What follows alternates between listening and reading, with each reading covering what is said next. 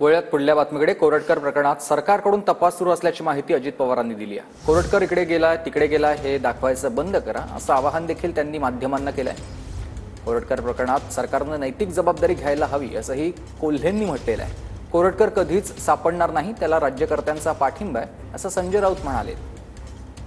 पोलिसांना सापडत नाही, फरार आहे प्रशांत कोरटकर। चौकशी चाललेली आहे, तुम्ही फक्त तो फरार तो इकडे गेला तिकडे गेला असं जरा दाखवायचं बंद करा। जेव्हा ती एक क्लिप जी कथित कोरटकरांची जी क्लिप होती ती ऐकली तर त्यामधलं एक वाक्य जे अत्यंत चिंताजनक आहे की माननीय मुख्यमंत्री महोदयांचा मी हस्तक आहे।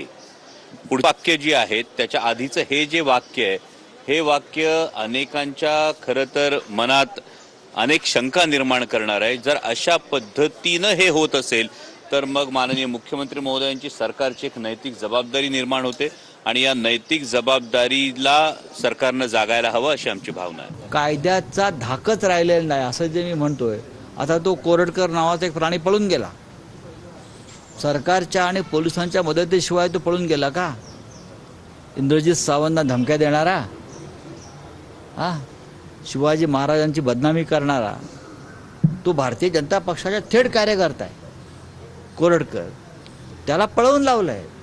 आता कोणी म्हणतात तो मध्य प्रदेशमध्ये आहे, कोणी म्हणतात तो इंदूरला आहे, म्हणजे जिथे भाजपचं सरकार आहे तिकडे तो त्याला राजाश्रय मिळालेला आहे।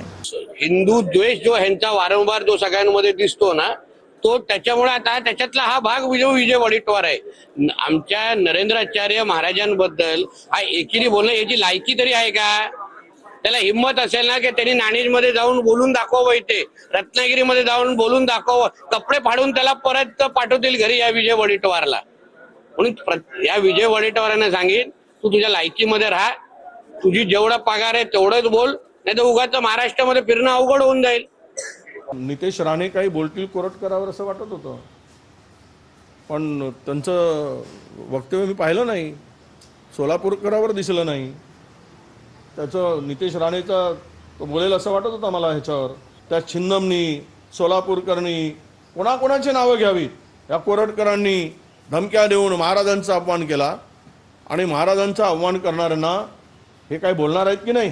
किमान 2-4 तरी या तुमच्यामध्ये नैतिकता शिल्लक असेल तर त्या कोरटकराच्या याला छिन्नमच्या सोलापूरकरच्या यांच्या चेहऱ्याला मारा, नाही तर सरकारला जोडे खायची पाळी येईल। अरे IPS IAS अधिकाऱ्यांच्या बदल्यामध्ये त्याला विचारून जर राज्यात होत असतील तर कोरटकर